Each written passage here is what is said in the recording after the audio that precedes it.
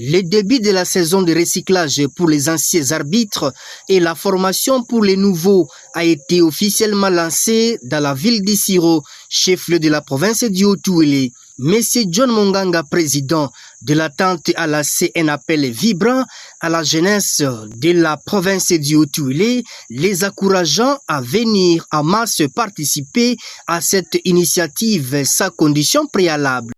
Ce matin comme hier, nous nous sommes réunis ici pour le recyclage des arbitres et la formation des nouveaux. Parce que l'attente a fait venir un instructeur qui est un arbitre international pour faire ce travail-là, parce que c'est une des missions de l'attente de former les arbitres et de former les activités sportives.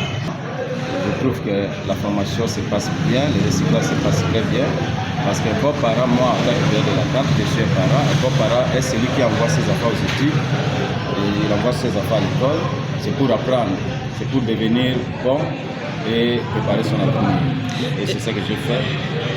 J'ai appelé l'arbitre international qui est connu ici en RDC pour venir faire ce travail-là, donner de l'intelligence à mes enfants afin que les moindres erreurs qu'ils commettent, qu'ils puissent vraiment les éradiquer et faire des choses très proprement pour le bien-être de la province. Le recrutement continue. D'ailleurs, ce que nous sommes en train de faire maintenant, c'est encore le recyclage. La formation proprement dite, nous attendons que les nouveaux arbitres viennent. Parce que vous voyez, ici à Isiro, nous avons combien d'équipes? Lorsque nous avons 20 équipes à Isiro, pour jouer les championnats aller-retour, c'est plus de 300 matchs. Et nous allons faire ces 300 matchs avec 8 ou 10 arbitres que nous avons ici. Non, nous avons besoin de jeunes filles et garçons de venir souscrire pour suivre la formation et devenir aussi arbitres comme les autres. Voilà un peu notre objectif. Y a-t-il une condition, Monsieur le Président? Il n'y a pas une condition parce que nous, l'attente, nous sommes engagés à faire ça avec des petits moyens. Et après-temps, nous lançons un appel aux autorités de pouvoir soutenir ça. Parce que c'est aussi une des missions des autorités de soutenir les jeunes, de soutenir les actions des jeunes. C'est aussi une mission. Donc les conditions ne sont pas tellement nombreuses. Venez avec votre carnet, votre cahier, avec votre stylo pour noter. Vous allez suivre la formation. Et comme toute formation, à l'issue de cette formation-là, il y aura peut-être un brevet de participation qu'on va vous donner qui sera peut-être payant. Voilà, jusque-là, il n'y a pas de condition. Nous allons discuter avec le formateur pour voir comment il va rentrer. C'est peut-être ça, à cause de ça, nous allons chercher quelque chose de modeste pour pouvoir couvrir les dépenses que nous allons engager pour l'impression des brevets, ainsi de suite. Donc il n'y a pas de conditions jusque-là. Qu'ils viennent participer à la formation, ils seront pris en considération, ils seront contents de leur présence. Lorsqu'on a 20 arbitres, 30 arbitres ici, c'est déjà un acquis pour nous. On aura une variété d'arbitres dans chaque match, on ne verra pas les mêmes personnes. C'est ça un appel que je lance aux filles et aux garçons de venir souscrire pour la formation. Cette formation dirigée par un formateur expérimenté vise à rehausser le niveau des arbitres et à apporter une valeur ajoutée à leur pratique. Le formateur a exprimé sa détermination à transmettre ses connaissances et à faire progresser ses confrères dans l'arbitrage. Nous sommes venus ici sur l'invitation, n'est-ce pas, de l'attente de Haut-Touélé. Le président de l'attente nous a invités, raison pour laquelle nous sommes ici. Si nous sommes ici, c'est juste pour le recyclage des arbitres et nous l'avions commencé hier et c'est en cours. Nous sommes en train, n'est-ce pas, de les suivre au même moment et ils ont aussi certaines notions qui feront en sorte qu'ils arrivent quand même à se débarrasser à des petites erreurs qu'ils faisaient autrefois. Mais du moins, quant à l'impression, ça évolue un tout petit peu bien, sauf que l'imperfection nous colle à la peau, tant que ce sont des êtres humains. Mais du moins, nous osons croire à la fin, n'est-ce pas, de ces recyclages, ils vont améliorer, n'est-ce pas, leur façon d'officier une rencontre de football. Par rapport à la journée d'aujourd'hui, vous êtes basé sur quoi?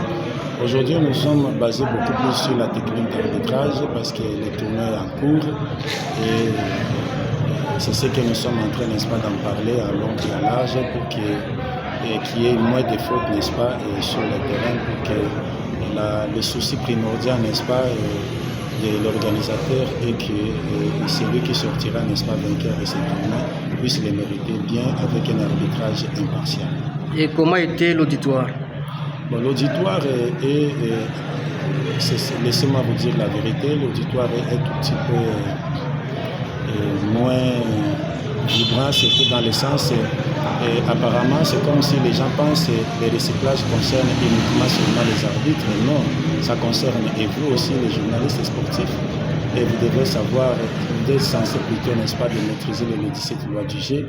Et je ne vois pas vraiment assez de monde, pas vous les journalistes, pas même les dirigeants sportifs, même les supporters, ils doivent venir participer à ce recyclage parce qu'il y a non seulement les 17 lois du jeu, bien sûr, mais il y a aussi des amendements, des modifications qui doivent aussi maîtriser les savoirs parce qu'au terrain, vous trouvez des fois, vous condamnez les arbitres au moment où ils ont raison.